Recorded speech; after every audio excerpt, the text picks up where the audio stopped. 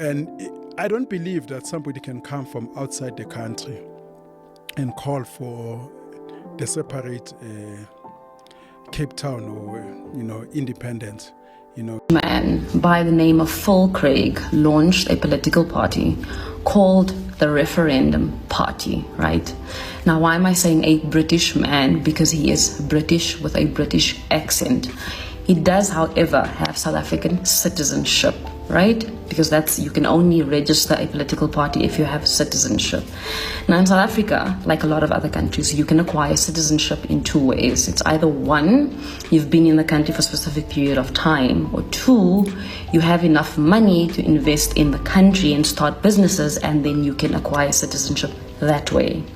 So I don't know how this British man acquired citizenship, so it could be either or. That's one. So the Referendum Party is basically Cape independence. So a few years ago, the same gentleman, Phil Craig, had pushed the movement for Cape independence, which was for Cape Town or the Western Cape to become an independent country. So what that means is that I have family in Cape Town, right? And I have family in the Northwest. I have family in the Northern Cape, right? Right now, we are all South African citizens. If they are able to get this going and separate the Western Cape from South Africa. So this is a serious problem, I must say, how people will come into a country and decide to take over the country. That's not shocking or surprising. I don't know if it's surprising to you, but it's not. It's not. Because these people are busy fighting people with the same skin color, and then leave out these people and think that these people, it has to do with supremacy. Think that these people are, they like them, they like the things they do. I've been listening to Malema for a very long time, and it is not different from what happened between Chidinma Adesanya and the new Miss South Africa. All right. And the Western Cape, let me bring it back to what they were trying to say. The Western Cape was the first place in the country, in South Africa, where people from Europe settled. So they speak as many languages as, Dutch, French, German, Malay. Of course, Malay came in because when the Europeans settled in South Africa, they brought in their slaves, all right? So these people were the people who served them. So their culture was also part of their history. And because of this, they were mixed. Because of this language thing, they were mixed to form a new language called the Afrikaans. So that's why we call them Afrikaners, right? So that is unique to them. So the word Afrikaans means Africans in Dutch, Africans in German, Africans, just name it, right? And these people they've been there for the longest of time, and even the parliament is situated in that part of the country, and they have a say, of course. You should understand, they have a say, because these were the same people that Mandela fought. And at the end of the day, there was a negotiation. He had to sign the treaty and all that, and he was released, right? So now there's a particular man, a British man called Phil Craig, who has naturalized in South Africa, and who is the person that has started this political party called the Referendum. And the idea behind that is, they want independence. They don't want to be called South Africans. They want to, celebrate their own independence. They want to be on their own and all that. And at this point, South Africans are becoming a little bit uncomfortable. And, I don't think there's much they can do, because they've given them a little too much. Do you understand? So they occupy every strata of both the political, their political sphere, their business and all that. They have money. So they have a place where they stay. The normal natives of South Africans are not allowed to come there. They have their jobs, they have their banks, they do their things their own way. And right now, Nigerians are like, okay, your demigods want to also take the land. And while you're in South Africa, you're likely to be applying for visa. Like if you want to go to the Western Cape, you need to apply for visa in your own country. Is that not laughable? That's a whole lot. But let's listen to what so many persons said, and even Nigerians.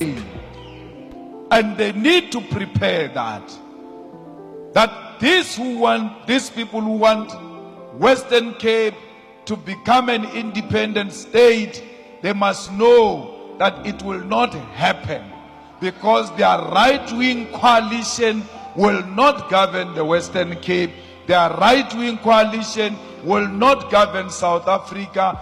We are going to govern South Africa, and Western Cape will not be an independent state.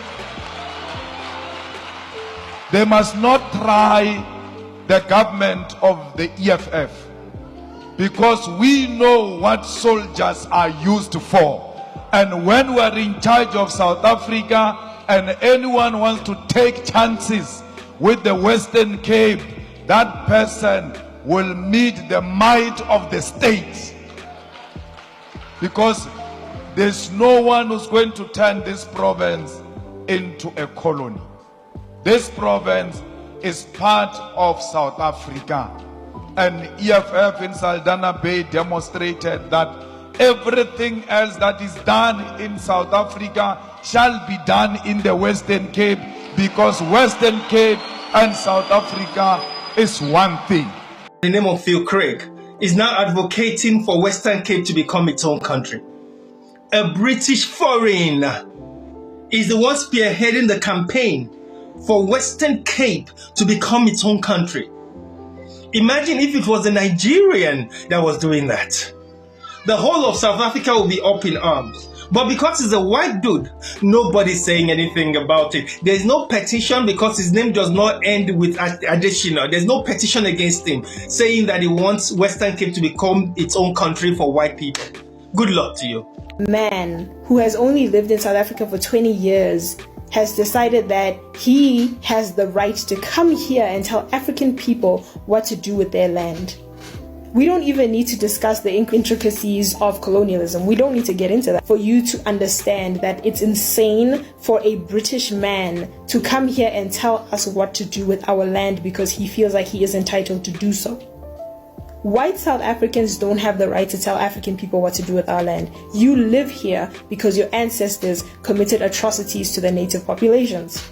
There is a huge difference between me and them. So you can't tell me that I'm not from here. We were moving around with no borders for decades, for hundreds of years before y'all came here and imposed your bullshit on us. We will not allow it. It doesn't matter how hard you try to convince us. It doesn't matter what argument you come up with. That British man needs to be deported. For real, to be honest, it's crazy. Like, I can't understand. Like, it's like a foreigner coming to Nigeria and then saying, you know what, I don't want Abuja to be a country of its own where we'll stay. We don't want to mingle with the natives. I mean, like, it's going to be impossible. Like, I'm not even sure they would think it. Now, there was a time such a thing almost happened in Lagos, a particular restaurant where Nigerians were forbidden from coming into the restaurant. They said the restaurant was meant for, I think, for Chinese, or I can't remember the national, but they said Nigerians were not allowed to come shop there, go to their restaurant and all that. It was just built for them in Nigeria.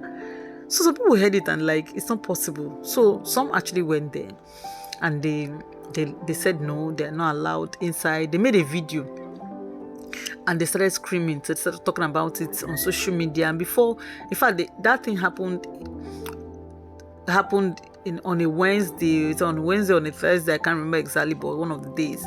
By Friday, the restaurant and the supermarket was shut down really by the Nigerian government. Because I mean, it is impossible, it is unacceptable for you to come from nowhere and start telling us what to do, how to do it, and how you even want to colonize our country, divide the place, and then take a portion. But then again, why Nigerians are actually smiling and laughing at them was because, I mean, they actually prefer these people. I don't know whether South Africans understand that they still have this thing in in their heads about the white-skinned people, because I think they just adore them. Instead of you giving it to somebody who is of the same color, you rather give it to somebody who has a white skin, you know. But that's by the way, we feel for them, and we hope that it doesn't ever happen, right? So that's where we're going to end this for today. Bye for now.